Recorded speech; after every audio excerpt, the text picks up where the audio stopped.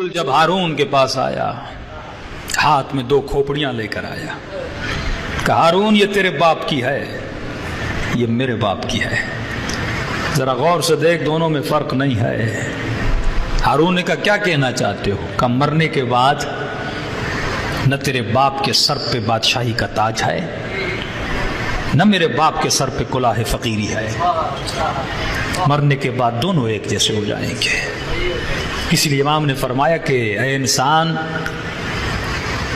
کبھی بھی تکبر کے سائے میں نہ چلا کرو، کیونکہ تیری ابتدا ایک نجس نطفہ ہے اور تیری انتہا سڑا ہوا جسم ہے، اور اس کے بیچ میں کیا ہے؟ تیری امٹتی ہوئی خواہشیں اور تمنائیں۔ تو ان کے علاوہ ہے کیا؟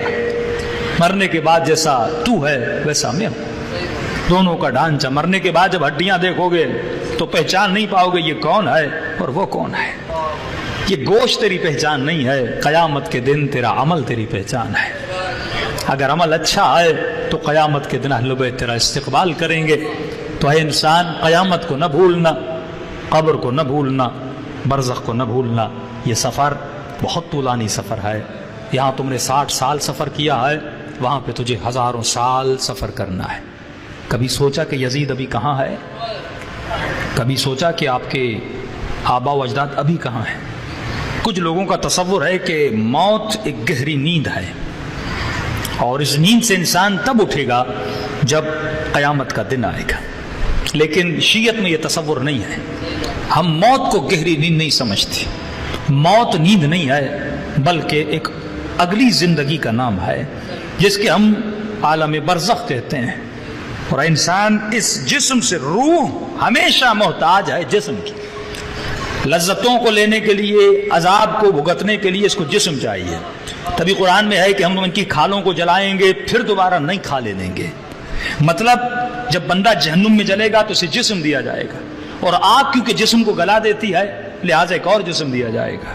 اور تم جنت میں جاؤ گے تو نعمتوں کو استفاد کرو گے، مثلا دودھ پیو گے، شہد کی نہریں گھومو گے، پھرو گے، تو اس کے لیے بھی جسم کا ہونا ضروری ہے، کیونکہ روح مادی نہیں ہے، اور جتنی نعمتیں ہیں وہ نعمت مادی ہیں، تو اس کے لیے آپ کے لیے جسم کا ہونا ضروری ہے۔ اب کیٹیگری آف جسم کیا ہے یہ مجھے نہیں پتا، وہ جسم کیسا ہوگا۔ تو اگر موت گہری نیند کا نام ہے تو پھر یزید پہ لعنت بھیجنے کا فائدہ کیا؟ اگر موت گہری نیند کا نام ہے پھر 100 مرتبہ ابن ملجم پہ شب ضربت علی لعنت کیوں بھیجتا ہوں؟ تو وہ گہری نیند میں سویا، میری لعنت اسے کوئی نقصان نہیں دے رہی۔ ہاں اگر موت گہری نیند کا نام ہے پھر مجلس کا کیا فائدہ؟ ہاں میرا ابا تو سو رہا ہے تو مجلس اس تک جائے گی نہیں۔ تو یہ نہیں ہے، قرآن کی آیت ہے کہ ہم ان پر عذاب کریں گے اور پھر ہم ان پر عذاب شدید کریں گے۔ کہ مولا یہ پہلا عذاب اور دوسرا عذاب، کہ یہ پہلا عذاب عالم برزخ میں ہے، دوسرا عذاب قیامت کی جہنم میں ہے۔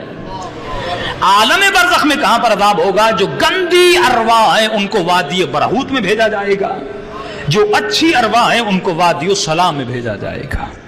تو جیسے مرو گے یا تمہاری روح وادی برہوت میں جائے گی یا وادی السلام میں جائے گی۔ اب یہ تیرا عمل ہے، اگر عمل اچھا ہے تو فوراً وادی السلام میں چلے جاؤ گے، اور پوری زندگی جن کا نام لیتے رہے ان کی زیارت وہاں جا کر کرو گے۔ اللہ